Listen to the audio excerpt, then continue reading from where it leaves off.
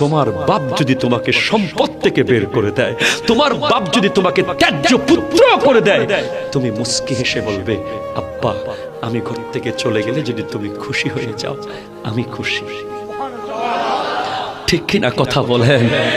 আমি সম্পদ আমার লাগবে না বাবা, কিচ্ছু আমার লাগবে না, শুধু তোমার সেই দোয়ার হাতটা আমার মাথার উপরে দিয়ে দাও। বিশ্বাস করেন, আমি আপনাকে গ্যারান্টি দিয়ে বলছি, বাবার কাছে টাকা থাকলেও, বাবা ব্যবসায়ী হোক, বাবা কোটি টাকার মালিক হোক, তারপরেও চাকরি থেকে যখন আপনি বেতন পান, আপনি 100টা টাকা বাবার হাতে দিয়েন, 500টা টাকা বাবার হাতে দিয়েন। বাপ বলবে না না লাগবে না, আপনি বলবেন তুমি নদীতে ফেলে দাও। ঠিক কিনা কথা বলেন না? দেখবেন ওই বাপ সেদিন রাতে অন্ধকারের ভিতরে দু চোখের পানি ফেলে আল্লাহকে বলে, আল্লাহ আজকে আমি ছেলে হয়ে গেলাম, আমার ছেলে বাপ হয়ে গেল, আমার ছেলে আজ বাপ হয়ে আমাকে টাকা দিচ্ছে।